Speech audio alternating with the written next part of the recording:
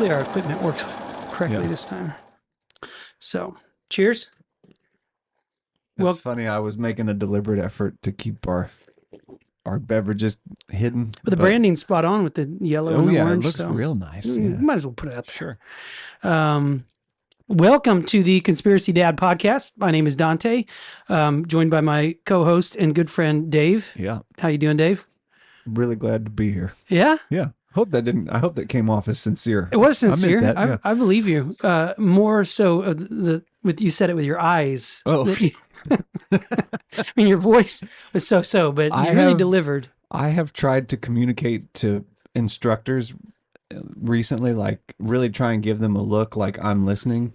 And I did it so hard the other day that the instructor was like, "Are you all right?" I was like, I just am trying to communicate to you that I'm paying attention to what you're saying. I'm not distracted. That's funny. I thought you were going to say you tried to kiss me. That happened too. Yeah, I got to dial it back just a little bit. That's funny. Yeah. Yeah. No. Welcome to the podcast. Welcome to everybody out there. It's good to have you here, Dave. This has been a lot of fun. I don't know what episode we're on. Do you recall? Is this? It's about 17. 17? Yeah, I think that's right. Yeah, I meant to talk about this last time, but we had talked about a while back. We could do the dad advice, but also I thought it'd be good to like recall the why. Like, why are we doing this? Obviously, it's to be famous and rich. Totally. But not really. Excuse me. It's a lot of fun to do this, to have these conversations, to force yourself to engage in dialogue with a friend and explore ideas. And I really, I don't know how you feel about it, but when I thought we should start this podcast, it really was like a way to journal. And for like, as a dad, like I think for my kids, like one day, I don't know, 50, 100 years from now, grandkids could like go back and watch, oh, this is what dad thought about all these wacky ideas. Totally. And maybe they won't, maybe no one will ever watch this or care. I don't know, but that's also totally possible. We're doing our part in that we are documenting this time on this planet and our thoughts. Sarah's grandmother is 100 years old, and over the last 18 months, I've gotten more and more into history, and it's pretty cool to ask her about, like, for instance, she grew up in the Bay Area, like from, early 1900s up till now. Excuse me. Being able to talk to her about some of the civil rights movement in Berkeley and the way that city was transformed, like from, let's say just after World War II, up into the 60s, that's when we had kind of this mass migration of like the African American population working their way from the South into more of the major metropolis areas, which then kind of led into the civil rights movement. And then Berkeley and Oakland had such a issue with one of their movements that like the National Guard came in. And I remember reading about that. Yeah, hearing Sarah's grandmother talk about her and her dad seeing tanks go down their neighborhood street, which, used to be one of these, like, you could sleep out on your porch on a summer night type places. And now there's heroin addicts just lying around everywhere. I'm not saying that's directly related to the migration of African Americans. My point being, having some perspective of somebody that was like there during that time, that lived it, and that actually cared to spend time talking about it was really rewarding. So yeah, hopefully, we should bring her on the podcast. Do you think she could? I'm just kidding. Yeah, but it is that idea. Like maybe like it'd be nice to just put a camera and a mic up and say, tell us those stories, She's one of the few. Have you ever asked somebody that's older about a relevant historical event and they don't seem that engaged? Like, no. Yeah, I've had that happen where I ask, my parents are one, where I'll go, hey, do you remember the Kennedy assassination? What do you think about that? Was that pretty wild? And they're like, well, he got shot. And you go, yeah, but then after that, people started raising questions. Did that ever seem strange to you? Or, no, mostly I just went back to TG&Y. I think that was by design. That's that Well, reaction. yes, Yeah. you're right. They're probably part of the vast majority, but it's just odd when somebody like if you're pursuing some kind of if you're onto a topic and you're really ate up with it, and then you go to somebody that lived through that time and you go like that didn't blow your mind like how Yeah. you are with UFOs right now. How is anybody able to do anything but Yes. research UFOs? 30, 40 years from now, maybe one of your nephews will come to you and go, "Hey, back in 2020 when UFOs started being a thing, was that just blowing your mind?" You'll be like, "I was the only I one was that telling cared." everybody. No one would listen. Nobody seemed to care. Yeah. Yeah. Well, I just thought it'd be good to, what is it Nietzsche says, with a great enough why, I can accomplish any Yeah. how. Hmm. So that's how we're going to get through this podcast is remembering why we do it. We do it Yeah. for the kids. We do it for the grandkids. But I think it's important. I would encourage anybody out there. That's one of the great things about our time is if you thought about doing a podcast or any way to digitally document your Hmm. thoughts and what's going on. We are living in this unbelievable time. I mean, Yeah. I think there's stuff coming down the pike that's going to really shake it up a bit. I mean, with regards to the UFO stuff, Hmm. with regards to, I think there's a lot of mass hypnosis going on. I think Hmm. there's a lot of government psyops going on, and there's a lot of wars going on. There's a lot of things happening in the world that Yeah. it's like I always say it's like when you're in a river and you're going with the current. When you're with the current, you don't have a concept of how Sure. fast you're moving until you start to move back upstream. And this is what I think we do in these dialogues is move back upstream a bit. And you can quickly see like, guys, we're really clicking along here. Like this is, we had the Wright brothers 100 years ago on a beach and now we got UFOs flying over, Hmm. stuff is escalating Yeah. quickly. And so in the scope of human existence, uh, back to my cosmic lottery hypothesis idea, we just happen to be the luckiest. We just happen to be Yeah. luckier than any guys who've ever lived in the history of the world for as far as we can see into space. We just Yeah. happen to be that lucky, which I'm not complaining. I'm just saying, great, It is wild to think of periods in history a few hundred years ago where it's like, well, you could have just as likely been born on a farm in Ireland. Yeah. You could have dug up a few potatoes and that was kind of the whole story of you. You might have got kicked by a mule in the head and then that's the end.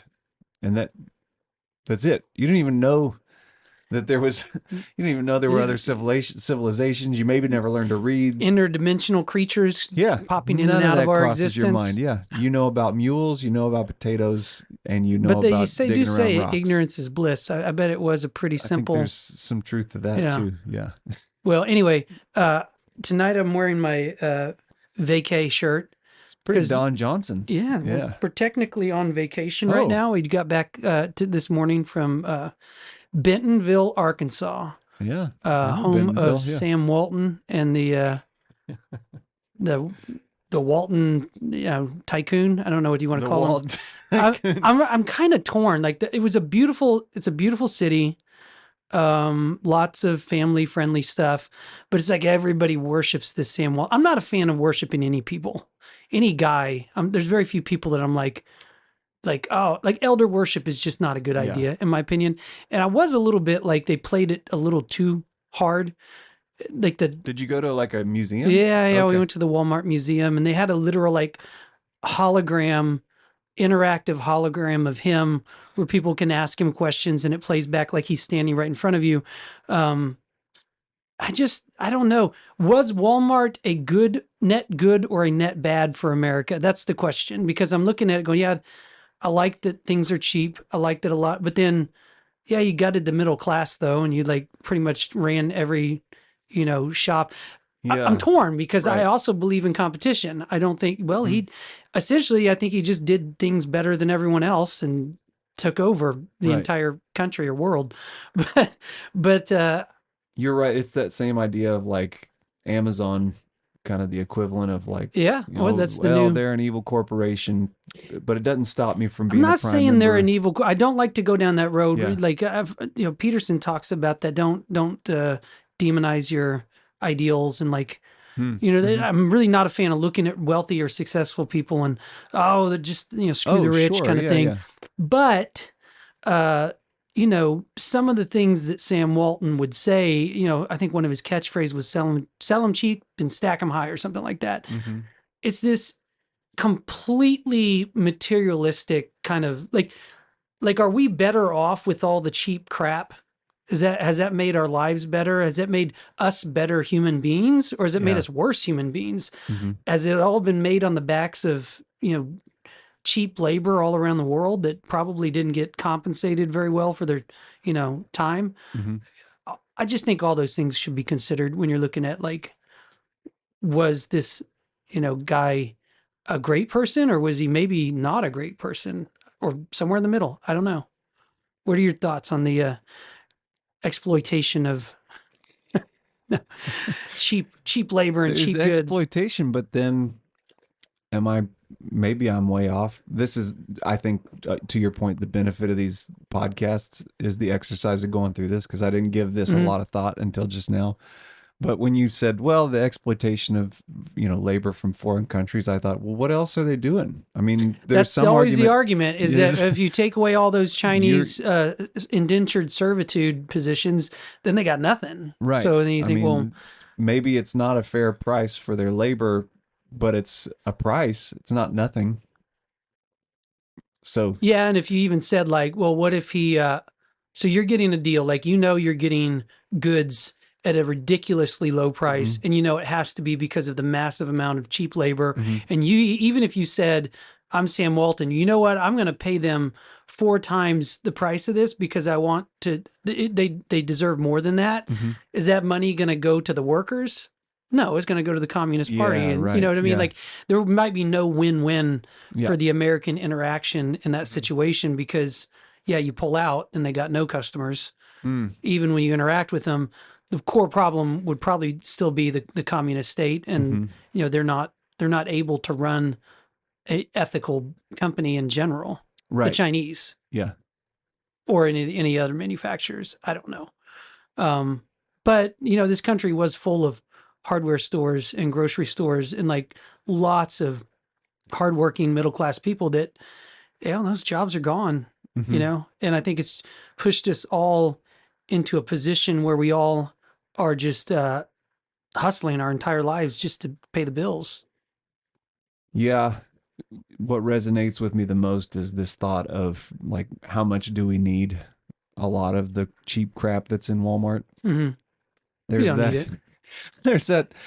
Not to knock on Amazon again, because yeah, I agree. I don't. Are they an evil corporation? I don't necessarily think that's the case. A lot of jobs provided. Hmm. There are people that buy those Amazon Keep routes rolling. that I think are really happy to be doing it, to own their own business. Um, but uh, there's that Amazon spot with the dude that puts the horse head, like the mask on, and he walks by the window of the coffee shop for the I girl haven't he's seen trying. it. It's just like a young guy, and he puts a mask on that's like a horse Uh huh. head, and he walks by this coffee shop and kind of dances around like a horse and waves to the girl that's working the counter to get her attention. And it's like a quote text pops up, and it's like a quote supposed to be from the young guy that's dancing around with the horse head, and it says like, why not get a horse head? To which, as a grouchy dad, I'm like, because Because it's you don't need it. nonsense. Would you mean now I got to pick up a horse head every time I come home because just because it was there to buy? That's That crazy. does kind of capture the American Yeah, well, I got one because why situation. not? I Yeah. mean, most of our homes are full of stuff we don't Oh, need. you know how much? You're on Here's some record. You're dad on record. advice. I throw away at least 2 or 3 things a day that belong to my kids. I've not been caught once. Yeah. Not never once has my daughter gone, "Hey, have Okay. you seen Yeah, my?" this is good dad advice Yeah. right here. How do you do it? And then I'll tell you how I do it. Okay. So usually, maybe this is coming from I don't think you should parent from a spiteful place, but I do think it does let off some steam. So if you step on a Lego, just pick it up Just throw it and throw away. it away, Yeah. and that makes you feel a little And then you better. don't have to yell at your kid about the It's Lego because it's not a problem it's anymore. useless to yell at them about picking up that Lego. They're not going to remember to pick it up next week. They're not going to remember to pick it up next month. But you can fix that problem forever if you just throw it away. And if they do ever ask, "Hey, have you seen my unicorn purse?" you can honestly say, I don't know where it is because Is it a landfill somewhere? I I have no idea I where. I don't know where that truck goes when it leaves the neighborhood. Yeah, So I don't got know me. where it is. Yeah. So that is my advice. I've talked to another parent at my work, and she overheard me saying this to my boss, and she's like, she's got kids our kids age, and she's like, oh yeah, definitely, I do it you when they know, go to school. It's totally, yeah. I kind of have seasons for it. It's like when fall gets here, probably a Mm-hmm. week or two into school. If I'm around the house and they're gone for a few hours, just start throwing things away. You Yeah, or I'll donate, but if it's substantial. But definitely, I do go by the like if it's left out. I have one in the kitchen. I tell them all the time. I don't know why they still put stuff on the counters, but I say, guys, if you leave it on the counters, I'm just throwing it in the trash. Like yeah, I'm not even going to ask you about it. And right. then they'll still leave all their favorite things on the counter. And I just drop them right in the trash. Uh, it feels so good to It do does. that. It does. You got to let off some steam. And two, sometimes, especially if you have a lot of kids like me, you're trying to organize your house Totally. and you're Yeah. trying to think like shelves and, cubbies and all that. And the diagnosis is this: there's just too much stuff in the room. You can't, there's only so many You don't have enough cubbies. homes for And all the yeah, like stuff. Yeah. you accumulate things. And I tell them that it's like, yeah, you don't need 50 toys.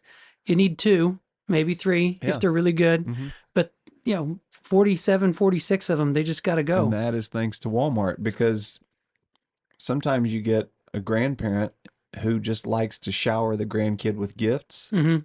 And so rather than quality, Something. they'll just a shotgun spread of nonsense. Yeah. And it all came from Walmart and Amazon.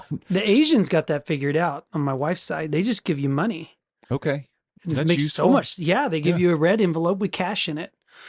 You're And excited to see it. the first time when we first started dating and I saw that as an American, it was a little weird. Like they just give you cash. I was like, this is such a good deal. Like, Totally. Yeah. and then Americans were like, we can't even do that. We have to buy a gift card. They've like You must. psychologically programmed us so much that Yeah.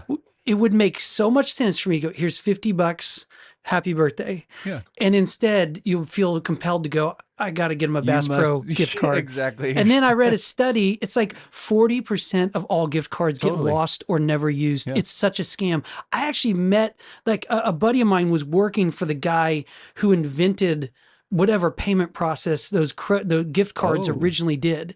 And he was building an entire golf course out in the middle of nowhere. Like he's a billionaire now. Yeah.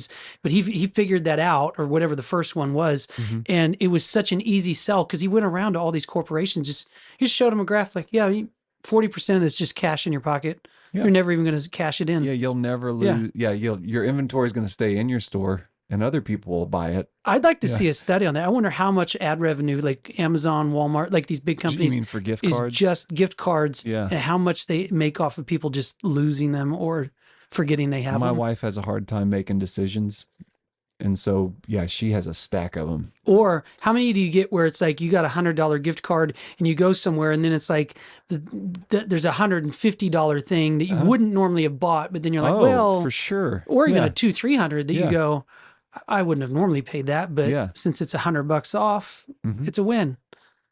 Smart guy that thought of gift Yeah, cards. good thinking, Mr. Gift Card. Yeah. His golf course went under though, so I don't think he had super business savvy. Mhm. Anyway, that's not what we're talking about today.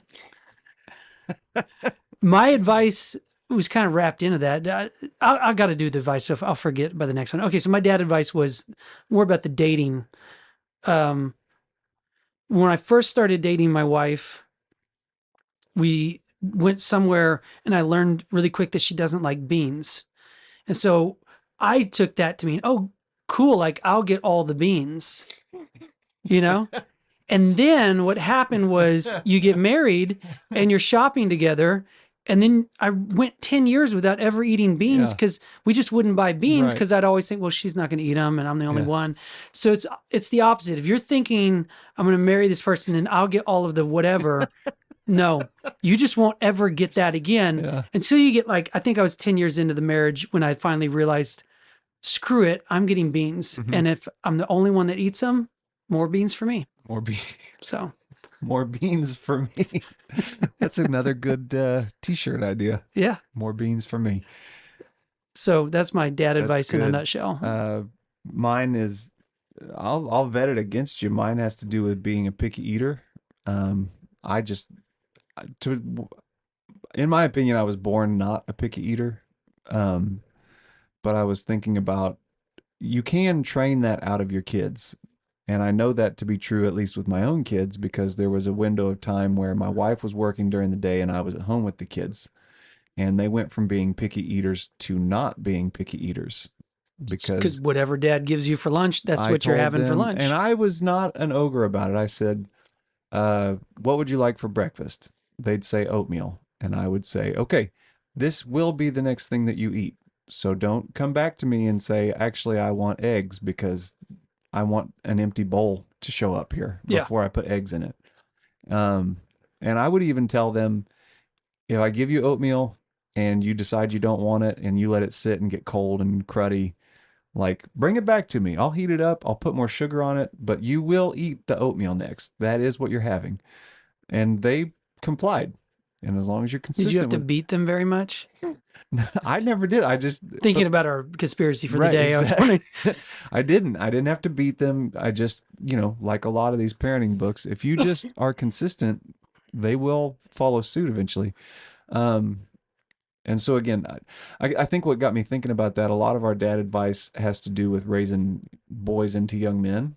Um, and then maybe that's because we're dudes, so we want our dudes to be dudes, like the kind Yeah. of dudes you want to be around. Yeah.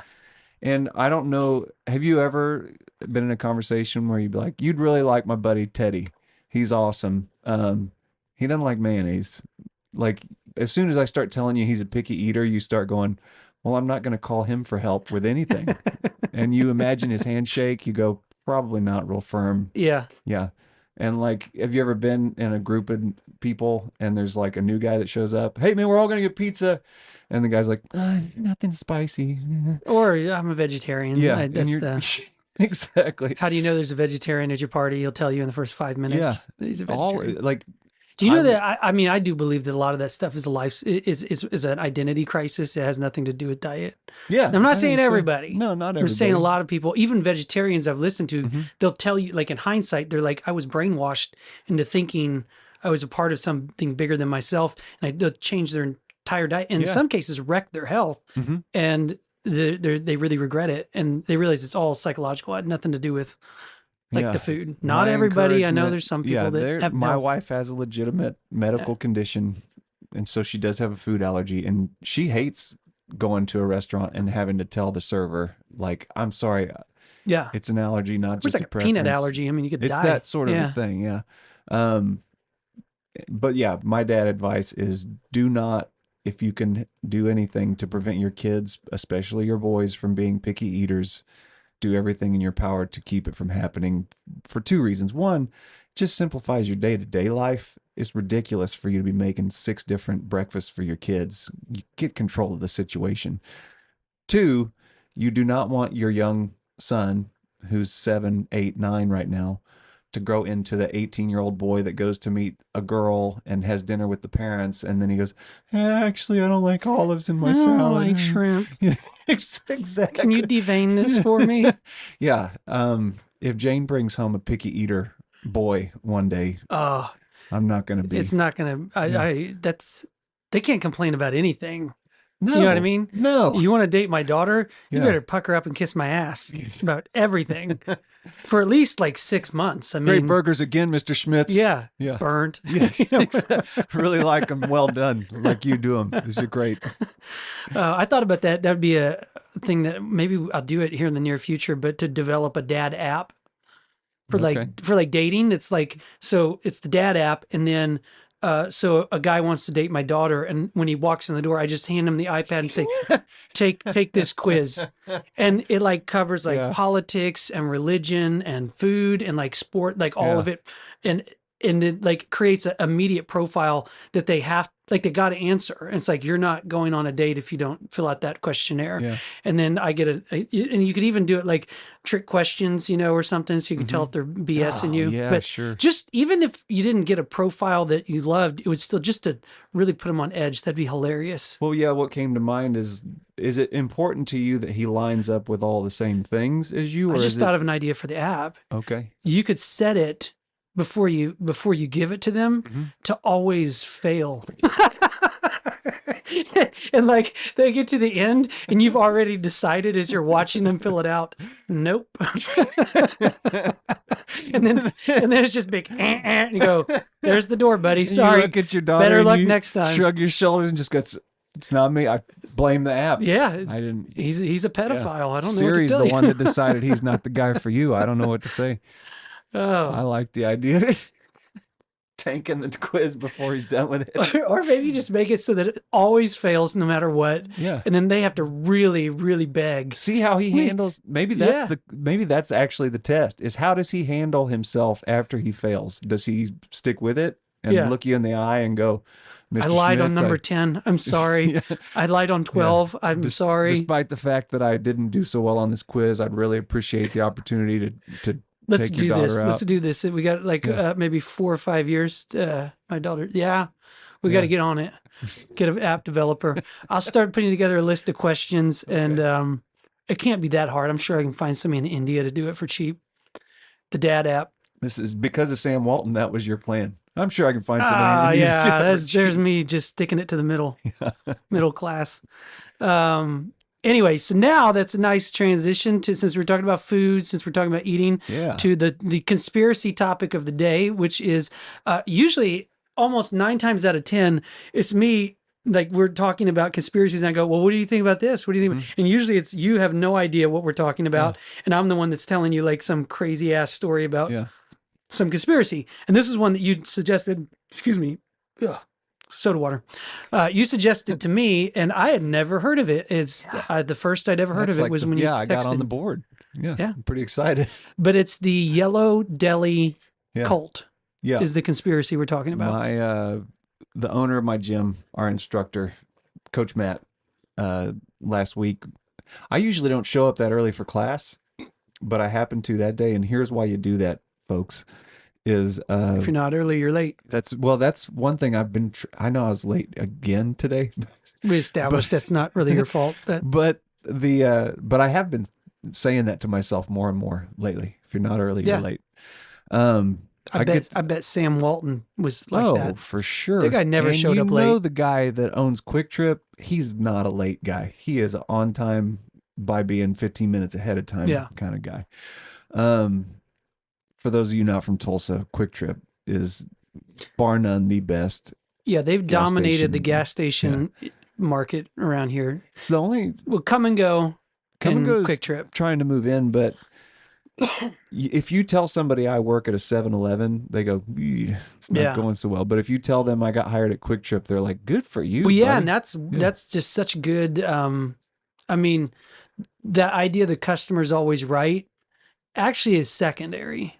I think for a good CEO, you have nothing without your staff. You have to have good staff. So you take care of your people, and then your people's attitude needs to be the customer's always right. Yeah. But CEO is no, my people are what's most important. Absolutely, yeah. And they do that at Quick Trip. It's a good paying job. It's a good place. It's rough. I mean, they got a lot of homeless people at a lot of there's a lot of they still count your change back. Crimes happen there. I mean, you have shootings and gas stations. Yeah. Less at Quick Trip than at others, I think. But so I'm at class early last week, and my coach says he was out of town. He's in Palousca, Alabama. And he goes, we asked my wife's mother for suggestions on restaurants. And, it's a smaller town. It's the South. So it's kind of hit or miss. Some greasy spoons that are great, some that are not so great, but have survived just because they're in a small town possibly. But she said, you should try the Yellow Deli Diner. That's a lot of people around here like that one. And he said, yeah, we went. He said, like this, I had the best waffle I've ever had in my life.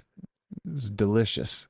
And he said that like the interior design It's like this cool kind of old farm industrial, cool iron work Hmm. across the roofs and But the wood. he didn't know what he was No, into. no. And then he said, I got a parfait. He said the fruit was like very fresh and the presentation was way better than you would expect in this small town. You know, like the fruit was placed very, like they really took a lot of pride in it. And he just was blown away by how good this restaurant was. And I guess after they left, they were just Googling about it, kind of going like, maybe there are more of those, in other towns we're going to be Oh, traveling to. there are. Yeah. Turns out it's the Yellow Deli Diner is owned by a group called the 12 Tribes, which many people accuse of being a cult. Um, and the parfait, the fruit from that parfait was grown at one of their farms. So Hmm. this is a commune with many locations, or communities, what they call them, Hmm. and they grow their own fruits and vegetables. I think they grow their own wheat. They have a chain of bakeries called the Common It's Ground kind of Bakery. like the Amish, like they Yeah, have like yeah, but it's smaller, uh huh, but like also they beat their kids. yes. Oh, I also when I was researching this, it's okay. I'm going to rant for a second Go about ahead. other Yeah, podcasts. Like, there was a I'm so podcast glad you're about about to do this. this. They were and they start to talk about a subject that involves child abuse, and they stop everything for a trigger warning to anyone watching the podcast. And when I was trigger warnings weren't a thing. Mm-hmm. Did anyone ever give you a trigger warning in your Uh, entire life growing up? And now it's like every time they're going to say something, I'm never going to give a trigger warning on this podcast or any other podcast because I'm a grown up and I can talk about serious issues without.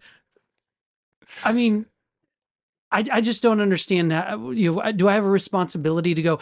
If you don't want to hear something disturbing, don't mhm. listen to this Yeah, you're podcast. right. I Just turn don't. it off. Yeah, like Yeah, as the second you don't like what I'm saying, just don't listen to yeah, it. that's fine. But I Yeah. guess the idea is that it's too late then. They've already been triggered Oh, and they're already crying on the you hurt their floor, poor little ears. injecting heroin into their arm or Yeah. something Oh my terrible goodness. and it's all because I just said something.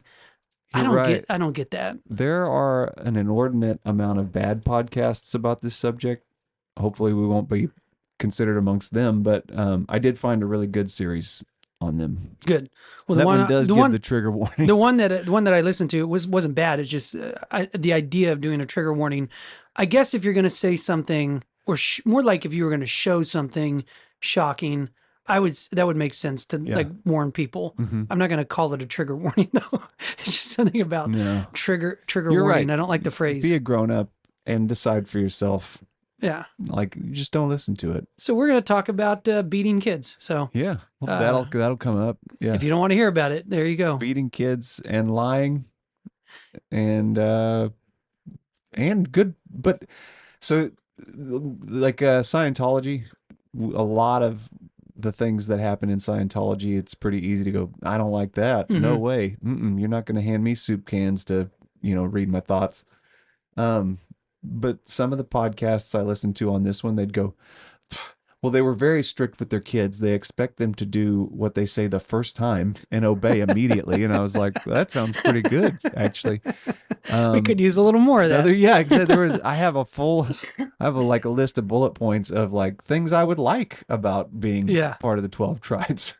Um, I thought the same thing. It's yeah. also okay. We're old enough that I think when we were like young, and I went to public schools when I was young, Mhm. and they would still spank kids. You get in trouble, you go to the principal, they would pull out a ruler and hit you with Yeah. it. Hmm. I mean, that was not that long ago. No, I mean, we were towards the end of it, I think. I'm not saying that's a good thing. I think there is more research now on yes, hitting kids, especially young boys, can be really. It can actually. There's actually a genetic component to it where it's like there's some people with it's that fight or flight gene, and it can activate a gene in young boys, Oh, like PTSD kind of thing that okay. can make Can you it make them be more yeah prone to more violent. violence? Yeah, Okay. yeah, I Yeah. think so. Back in the '80s, what are you gonna do? I can But see how it would. Well, I just uh, went through a study on the Martyr Made did a really good podcast on the Newark riots. It was race riots, and the thinking behind that was that the black culture there had been treated so poorly that their only logic was just to lash out. I mean, on their own neighborhoods, Hmm. this place they live, but it was just such a nihilistic take on what was going on that burning down buildings in their own neighborhood and torching cars and things in their own neighborhood was just like the only like reaction they could come up with. They were that fed up, and I could see if you're a boy coming of age and the only thing you've learned is if you don't like how things are going, hit that person. Like, well, yeah, it stands to reason you might just take that action every time you're unhappy with how things are going. Yeah. So, Well, it's also crowd mass hypnosis yeah, kind of yeah, it thing, can and get real nasty. um, people people becoming violent because the crowd is encouraging them to Hmm. become violent. So anyway, I digress. let's get some history on the 12 tribes Yeah, who started and continue to run the Yellow right. Deli Diners. Um, It started with Gene. Is that right? The yeah, guy's name? that's What was right. his I was last looking name? for his name. I had it right in front of me. He began it back in the early 72 70s. is the beginning. So, this guy had a I'm not going to get too much into his upbringing. If you're that interested, you can research him. He was an American dude who was growing up in the 60s and in the early 70s. Uh, he's traveling with he's at a carnival or he's traveling with a carnival. The story goes, according to him, that God told him, like, look at all this nonsense here. Like, we need to fix this. You and me, Gene. Gene Spriggs is his name. Um, so Gene starts a fundamentalist Christian movement, and he gets very involved with the First Presbyterian Church. Um, where is that? Members of the Light Brigade. Well, if he's affiliated with the First Presbyterian Church, where was that? I apologize for not having the town they were in because there are many First Presbyterian churches. Chattanooga, wasn't it? Yeah, I believe you're right. I know that the splitting point for them at their Presbyterian church was the church canceled the service for the Super Bowl, and he Yeah, got yeah. all uppity about it and was like, "Well, you guys aren't Christian enough." That's pretty canceling because of the Super Bowl though. That is pretty See, strange. as a Protestant, I'm kind of like, yeah, it's Super Bowl. As a cat, like Catholics never gonna cancel. I Okay, mean, yeah, people have asked me. I think Protestants friends have asked about like mass times, and like it's like no, the times are the times. There's a reason you have a rectory, which is the house that the priest lives in. uh-huh. The reason it's right next to the church is he has no excuse except to walk out Uh-huh. and walk. He's I got to guess if be he there. slips on the sidewalk and That's the cracks his only, head, yeah, maybe you're not going to have mass, but you're having mass no matter yeah. what. You know what I Come mean? hell or high water. Yeah. Yeah, Yeah. I could see being a serious yeah, Christian and going, you're really going to cancel for the Super yeah. Bowl? I would agree with that. I get it. At the same time, I go like, well, take it easy, Gene. But it's consistent at least with his other tenets of his belief system. His group of followers, they start a group called the Vine. And the idea behind it was just that the society was getting too materialistic, getting too corrupted Because of Sam. because of since Walmart was starting around this time. Yeah. Yeah. They're blowing up. And you think you're coming off of the 60s, the free love movement, and also space races just finishing up. Allegedly. We had just landed on the moon many times, as far as we knew. Um, but this is where a lot of people are looking for spirituality. Early 70s, people are burned out from the 60s, and so the Jesus freak movement is starting to pick up. And this group called the Vine was more of a like I think pretty consistent with what is more along the lines of what Jesus talks about, like take up your Yeah. cross and follow me, give up he who gives up his life will gain it, that sort of an Hmm. idea. Or like there's the parable about um the rich young man or the young man that says, I'm going to follow you, Jesus, and Jesus says, okay, well, come with me now. Hmm. And the guy says, I can't. well, I got Yeah. to go bury my dad first. And Hmm. actually just recently I heard it explained like it wasn't so much that this guy in the parable needed to go bury his dad like his dad died yesterday. What's implied there, if you look deeper into that passage of scripture, is like it wasn't I need to bury my dad who just passed away. It was more like I need to go back, carry all my dad's lawn business, wait for him to pass Yeah. away. After I bury him, I'll come join back up with you. So, um, but Gene Spriggs was more like, no, we are giving up our stuff. We're not going to read magazines. We're not going to listen to the radio. We're not going to have TV. We're going to have like a He's like an meager existence. anti-Walmart. Oh yeah. Yeah. And so this is like, I was talking with a buddy about this. There are things about this quote unquote cult that, like, well, me not having a lot of experience with it, I go, I can kind of get where I'd buy into this, at least at Hmm. surface level. I go, yeah, I see where if they told me, hey, you want to join our group? Um, one of the things they tell new prospective members is we're all going to be a commune. We're all going to work together. So that means you're going to sign over all your assets to us. So at first you're kind of like, oh, hey, wait a minute. So I'm going to sell my house and But give you that the money. is, there in a lot of ways, that's biblical. Yeah. Yeah. So there's that. But then also they say to the you young prospective member, you have debt, and you go, well, yeah, I did just sign a car note a year ago, so I still got quite a bit left on that. They go, no problem. Our commune will take care of that too. Hmm. So, I mean, you're signing over all your stuff, but with that, it's the good and the bad. When I heard too, that was part of the success of Oh, the I'm deli sure. was no one's getting paid a Right. wage, Yeah. and they were saying like everyone was an owner. So Uh-huh. when you're serving, when you're cooking, all of that stuff, every person involved, they're approaching it like just with a different mindset. Oh, I'm absolutely. not Yeah. working. I don't have a boss. Hmm. I'm my own boss, I Yeah. guess, or Jesus is my Yeah. boss, and my commandment from Jesus is make really nice sandwiches, Yeah. Do and your best. you Yeah. know, There are a lot of instances when I was researching this where I found things like, I was saying, my coach said, oh, is this beautiful ornate ironwork on the roof and everything.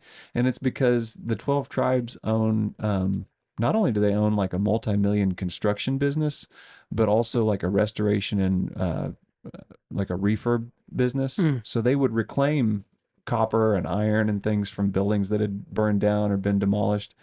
And the men of the community learn how to work iron, learn how to work leather, learn how to do all of these things. So, like, I looked up the location in Alabama that my coach went to, and it's a beautiful building from the outside. mm. Like, it looks really good. And so, That's not that different. That's like a micro, like if you look at the way the Catholic Church, like in Europe, and like a lot of the cathedrals and the greatest, buildings of mhm, human history, I guess, you know, I don't think they were quite like in a commune, but the idea that like entire cities were, as Christians, were banding together to build these structures. They're operating on a level that's much higher than this is my wage yeah, job. It's no, this is a cathedral to the Lord, and I have the honor to help build it. You know what I mean? And so yeah, right, the putting your back into it and really also doing it right, like sparing no expense, creating, yeah. something that's it's for God. It's not for, my boss. Similar kind of vibe. Yes, I think that's true. Just taking pride in all of the things, and that, like, another thing you'll see a lot if you start looking into this is like the long hours that they work and the tremendous amount of work that they do. I mean, Hmm. it's like a 6 days a week. You're doing it for the cause. There's a Latin phrase that the Benedictines had is ora et labora. It's like pray and work. Yeah, And that was like the Benedictine way. That's what they did is pray and work. And it is a lot like that, like for monks and like, yeah, I think there's a lot of religious Christian or religious organizations that would have a really similar take on maybe being tied to a larger church helps, but what they're doing though is the same as hmm, far as, you know, pray and work. yeah. You can get a It's lot done if that's all you're doing. Not if you're not not listening to watching these. We're TV, listening to some stupid podcast. it's maybe listen to the stupid podcast while you're working. Yeah, well, You could do that.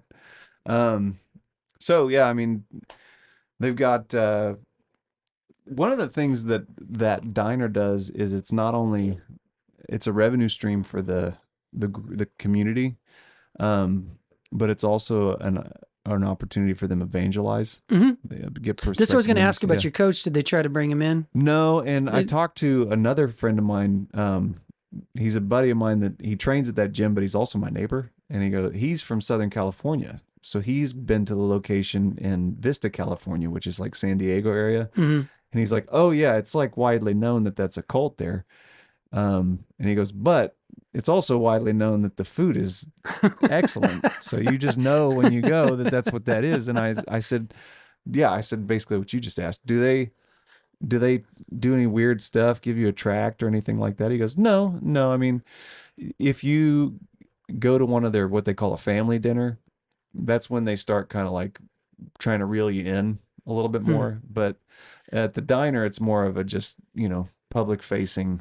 Well, and how big, like how big does a denomination have to get before it's, well, it's not a cult now, Yeah, it's a right. religious. And how long does it need to be around? Yeah, and Yeah. who says, like, who's making this call? Like who's Well, deciding what's a cult and what's not a my cult? mom asked me, like, she'd never heard of this before either. And so she said, well, why is it a cult? Because what we've talked about, hardworking, praying, communal Yeah. living, farming, Do raise your do kids they strong. strongly discourage people from leaving? That's where That's it the starts to culty. get culty is two or three things. One thing that jumped out to me pretty early on is I'm always pretty suspicious of a group that when they're bringing you in, they don't give you all of their belief system up Yeah, front. yeah.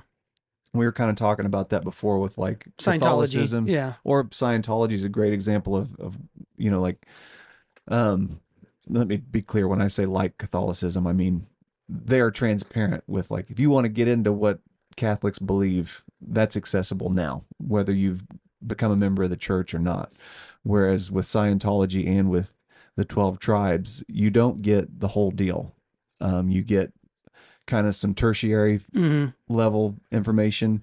And like if you go to, what is it, 12tribes.org, I went ahead and, yeah, 12 spelled out the word 12 instead of the number Hmm. 12. 12tribes.org, they've got a chunk of their website on their beliefs, which is a lot of what we just described, Jesus's idea of a real apostle, or would you say? Apostolic. Yeah, that's the word I was looking for. Yeah. Good Catholic. Yes. I couldn't get the ick on the end of apostle.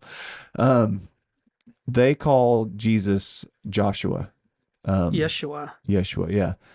Um, my point being, if you go to their belief system here, there's no mention of, like, also there's a manual on how to beat your kids. So what I'm saying is any belief system and group that doesn't tell you everything up front, I think is culty. I'd agree with that. Yeah, another one is when they start saying, I agree, limit your consumption of media, social media, screen time. We talked about that before, radio, television. Um, and like you mentioned not long ago, like that's just other things telling you your brain what to Hmm. do. And that can be relaxing to some degree, but you need to exercise your brain. And so there's a lot of merit in just spending time in the afternoon chopping branches and moving logs around and just doing that in the silence, the kind of meditation that comes with that. Um but again, what they don't tell you is, like, they discourage contact with your family and with your friends that are not members of the community, so they slowly start isolating you. And again, they limit your And availability. that's another, like, with Scientology, we talked about that. Is Totally, it yeah, definitely yeah. a sign of if a cult? Is if they're trying to if they start get you away from your off yeah, family. if they start cutting you off from your friends and family, that's a cult move. um and then, yeah, the other thing, one of the things that struck me is I was listening to an interview with a woman who said she was drawn into it because there were second generation members, which is, I thought that's the opposite reason I would be interested. She thought, oh, well, this is cool, people are raising their kids here. And I was like, well, yeah, but the kids don't really get any kind of a choice. They Yeah, but it could also be like, well, how bad could they be if could, people want to yeah, stay? You I know, saw where she was coming from. I think it's more along the lines of what you're saying, where they go, well, they trust this place enough to have their kids in this environment and have kids here. Um, Speaking of having kids, I was gonna this, say, let's get into the controversy. So yeah, what's the there was a lawsuit, or there, like, law enforcement got involved with this at some point because they had issues with kids being abused. yeah, there have been accusations of child abuse. And then, like I said, I anecdotally I heard comments about a manual on how to beat your kids. Same interview with the woman that was talking about she felt good about this environment because there were second generation members there. Um, her and her husband happened to be pregnant with their third child at the time that they joined the community. Hmm. And the husband was like, it was pretty strange. They gave us like a 300-page manual after this third child was born on how to rear the kids. And that was Hmm. more explicit on like very stern raising.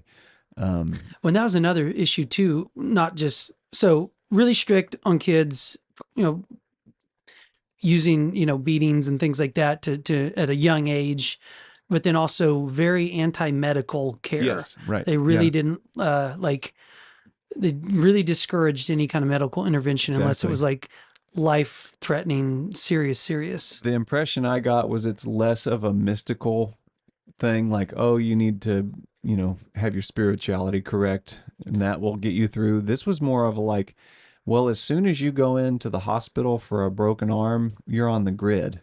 And they start Well, asking I don't questions. know. That's not. I listened to an interview with one of the former founder who Okay. left, Yeah. and he did say that their first line of uh, inquiry would be like likened to a confession.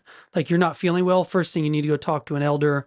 And what have you been doing? Hmm. Like you must be sinning, and that Yeah. is the Yeah. the cause of your illness, and which is very strange. I mean, but then yeah, also I think later on what you're saying when it started to be they were getting too much attention from law enforcement Hmm. about abuse cases, then it was keeping off the radar. But I think it was also he said that they believed if someone was sick they would just pray for them and they would get better, and if they didn't get better that was probably God's their will. Yeah. fault, because they Yeah. did There was something. an account of a kid falling off of their bunk bed and, nursing their arm like a kid would if they maybe broke it.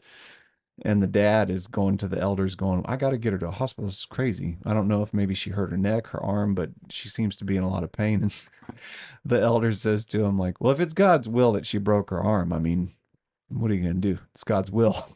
And Jeez. that's, that's another one of those, like, one of the comments I heard somebody make when they were referring to cult members was like, you shouldn't like make fun of the victims, which surface level, I go, you're right. You shouldn't, belittle the victims. But at the same time, I'm like, yeah, well, but also you're a grown up and you're a parent. You should have the presence of mind to go, yeah, well, we're leaving now Yeah. and we're going to go to the hospital and don't contact me anymore. Um, Part of the problem, though, is if you have a kid that fell off the bunk bed, maybe broke their arm, I go to you, you're the elder, you go, don't go to the hospital. And I go, well, I'm leaving. The elder's kind of like, okay, well, good luck because we have all your money. Yeah. So how are you going to get around? And are you going to go get an apartment or what's going to happen now? They're holding you hostage. Yeah, Yeah, you like can't. you volunteered everything over to them and you don't have, that was one of the things I heard more than once referring to this was people that want to leave find themselves in this position where they don't really have any work history that they can put on a resume. They don't have any resources to start a new That life. makes sense. Yeah. And I made a comment earlier about they take on your debt. Well, the account that I heard earlier was the guy said, well, part of what was appealing about it is like I had a little bit of student loan debt, and when I left the cult, I found out they don't actually pay that debt. It just you stop paying it and you get out. If you get out, you find out, oh, I've defaulted on these loans and now I owe exponentially more than I No. did. So not only am I in a position where I can't earn as much as I would That's have, pretty wicked. yeah. So they intentionally wrecked his credit Yeah. so that he couldn't go anywhere. Yeah. That's cult. Yeah, that's pretty That's messed up. culty. Yeah. That was and that was referring he was pretty upset because they were selling a large piece of property with tons of industrial farming equipment and all of these things. And when you refer to all of these members considering themselves like part owners of this stuff, Hmm. this guy's like, well, not only did you guys wreck my credit and rack it up higher, now you're not cutting me a deal on part of this barn that I helped build. I'm not even in a position to come back and get that, you know? So lots of, I mean, just like a lot of these things we get into, there are plenty of like, if you want to find bad news about a particular group that's accused of being a cult, you can find it.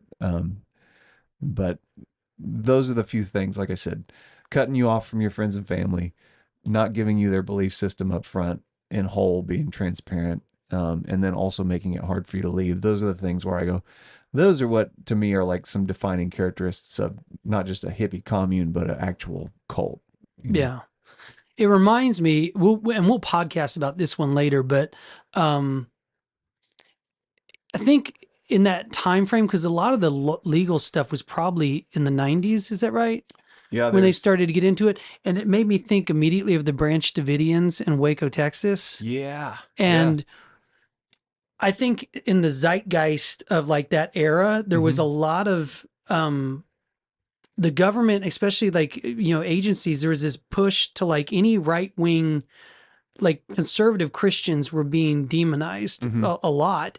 And that my opinion with the Waco thing, I think that David Koresh was probably a really bad guy and doing bad things, but you have an image in your head of when just saying cult, you immediately think Sure. Yeah. David Koresh. You Hmm. immediately think Ruby Ridge, or I don't know Ruby Ridge, but you think about that right wing, uh, you know, militant kind of Yeah. attitude.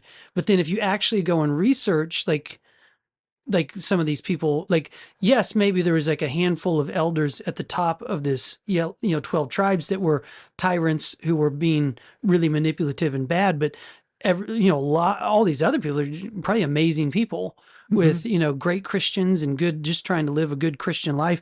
And same thing with Branch Davidians. Like if you research them, it's like they're educated, they're, multiracial people from all around the world wanting to, just really wanting to follow Jesus and read the scriptures. And they happen to have a bad guy in the mix Hmm. and charge. And, it's unfortunate, but I wonder if how much that played into them being kind of demonized or kind of, Yeah. just negative, bad press is I what I'm think saying, there is a lot of that. And that came up in some of the research I was looking into also is like there were times where law enforcement shied away from pursuing some of these child abuse allegations. And like, also they kind got, of because they didn't want another Waco it's situation. exactly Yeah. right. Yeah. Like you said, a lot of this stuff came up in the 90s, in the wake of a Ruby Ridge and of a Waco situation where yeah, the law enforcement was like, we've already tried going to knock on the door of these places and that can get dicey real quick. So, they're not bothering anybody. Let's leave them alone. Um, and it is kind of like a he said, she said thing. One of the good podcasts I found, called Inside the Tribe. That's like a 12-part series by an Australian fella. And that's probably the best one I found that's like an in-depth, if you want to know, and get accounts from actual members. That's a Mm. good one to look into, Inside the Tribe. Um, but that one was towards the end of that series. They're playing clips from like the Jerry Springer show of, a former member saying, I can't get my kids back. And then members of the community on the same panel going, well, she abandoned her kids. She just left them with us while she was out, living a promiscuous life. And meanwhile, I'm listening to Jerry Springer chime in here and there. And I just thought, well, I don't believe any of you Yeah. because you're on Jerry Springer. So I don't Do you know know. he died a few months ago? I don't think I did know Yeah. that. Yeah. We live in a world with no Jerry Springer now. So, Well, he did something. God, yeah. I mean, that was And the he actually, 90s. He was king. yeah. And I feel like we really grew up when you talk about luckiest time in the universe. I remember growing up watching daytime television and seeing the arc of him go from pretty legitimate panel talk show host, Uh, having like pretty regular Oprah style interviews, to like jello fights on the stage. Like there was a weird, even as a teenager, I was recognizing like this is getting out of oh, it got hand. crazy. I mean, this if you've never watched Jerry Springer, go watch reruns on YouTube. I Oh mean, my goodness. he just had to keep turning the needle up, Yeah. Hmm. and it got just incrementally crazier and crazier till even I think his it was funny. He would on stage he would always have a bodyguard. I Yeah. forget the guy's Yeah. name, Bald guy with the but he black ended up polo. becoming so popular. He had his own spinoff Yes. show, Yeah. Yeah. and Who knows? Maybe it He was was, good. yeah, he was a mainstay of that show Yeah. because he'd come out and break up the fighting moms or whatever. Yeah. Well, it's the 90s. Yeah. This is a different Crazy time. time. Well, I mean, can we, is that kind of wrap it up on Yellow Pretty Deli? much They still operate. They don't call themselves the the 12 Tribes though, right? well, the They still 12 do? Tribes org is still a live website. They have a page full of podcasts that I did not find the time to get into. I heard that the fidelity, like the sonic quality of those podcasts are not great. But if you're like I am and you seem to be, there's a little bit of me that's like, well, maybe these people are just getting a bad shake. I mean, Oh, I'm or sure they were. Yeah. there are a couple of accusations and accounts of like children, like stillborn babies that were not reported, that were like buried Mm. on the property, that sort of thing. Um, I don't know if that's But it's kind of like, okay, so because I sing at church, I've sang at a lot of funerals, mhm. and I'm friends with the guy that runs the funeral, Mhm. one of the big funeral homes around here, Yeah. and he's a really funny guy. And like it's like I always joke because they'll always pay me a stipend, but he'll ask me, like, people I don't even know. He'll say, "Can you come sing?" And I'm always telling him, like, because he always asks, "Well, what do you charge?" And I always say, for funeral, it's like whatever they Yeah. just Yeah. like, I tell them if they got $10, it's $10. If they got $500, and they want to give whatever, but Yeah. there's no price, just whatever they want to say. But when I get home, I always joke about it with the kids, and I got that funeral money. See, you didn't give the trigger warning on that. Funeral money. But my point was, you can't just die. Like the funeral business, no offense to my buddy, but it is, Oh, they'll even tell you it's a yeah. racket. Like Yeah. they've structured it in a way where it's like, if you said, I just want to be put in a coffin and buried in my backyard, like every American did for 200 Yeah. years in this Yeah. country, or everybody did for like all of human history. Yeah. Right. And they go, no, no, no, no, no, no, no. No, no. You need at least $5,000. Yeah. You You cannot get can't in the just ground for die any and less than yeah. $5,000. And you go, well, do I Yeah. have to do that? And same thing, I think, with some of these situations where maybe the mother wanted to just bury her child in Sure. the Yeah. back pasture, and she didn't want to go to a funeral home Yeah. and pay all this money and do all. And then I think, like, well, what's wrong with that? Yeah. Like, That's was yeah, you're right. Depending on the lens you're looking through, which is kind of back to the beginning of this conversation in terms of what's this podcast about. I enjoy this element of it where I'm going, sometimes it's fun to like, I mean, Scientology, that story is so wild that you go like, okay, they're clearly nuts and, too many skeletons in their closet. This is one where there's a case to be made for like, well, they, in some levels seem to be pretty open. I mm, mean, they have restaurants open to the public that you can go to and they won't kidnap you. maybe it was just growing pains. Could be Every that, yeah. cult goes through its time Yeah. where it's just like you're going to make some bad decisions, weather the storm, Mm-hmm. and eventually you'll become like the next Latter-day Saints, or the next, Yeah. Amish, or whatever, Yeah.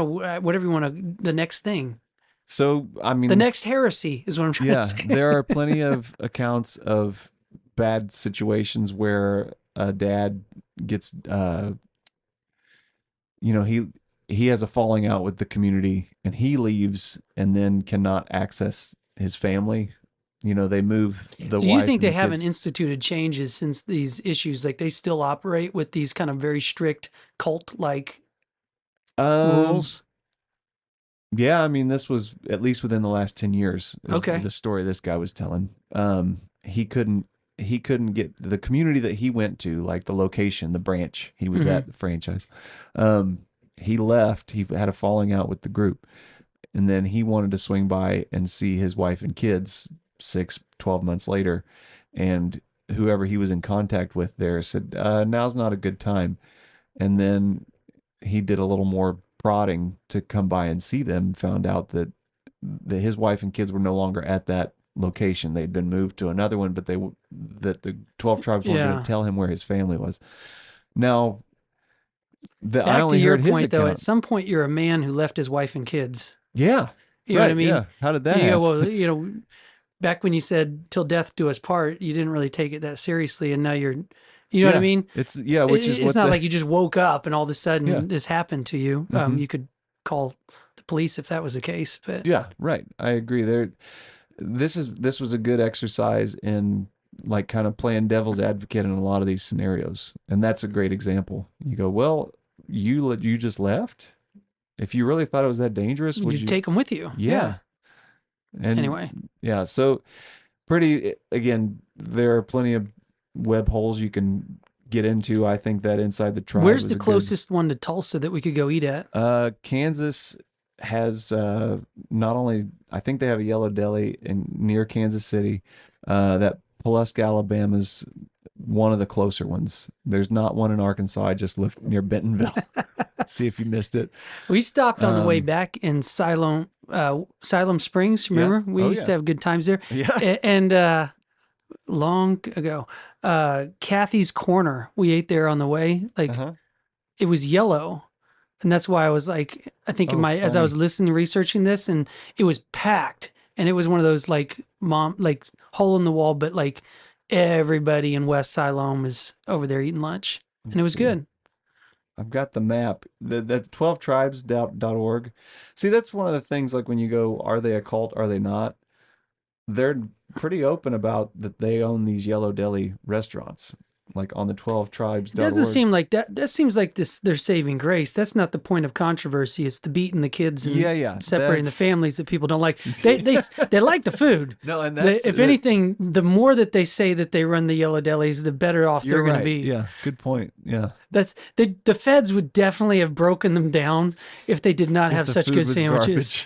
garbage. But the feds agree. The deli is fantastic. The So map's acting up on me, but up towards Kansas City is Kansas City. one of the We'll closer keep that ones. in Yeah. mind. Well, thank you, Dave, for the amazing new conspiracies idea topic to cover. Yellow Yeah. Deli cult, 12 tribes, and hopefully we can go road trip up there and get some food. You know, another way you can catch them is music festivals. Mm. They not only do Yellow Deli, but they do food trucks, which is another Even at way like that they. secular music Oh yeah, festivals. yeah. They because that's how they'll snatch up those That these makes kids sense. that are just gotta getting get out of those their house. wayward, Yeah, exactly. Yeah, looking lost, for yeah, looking for meaning. exactly. All right. Well, thank you for joining us on the Conspiracy Dad podcast. Please like, subscribe, share, do all the things that you guys do to spread the show if you like it. And we appreciate everybody listening and joining in. We'll see you guys next time.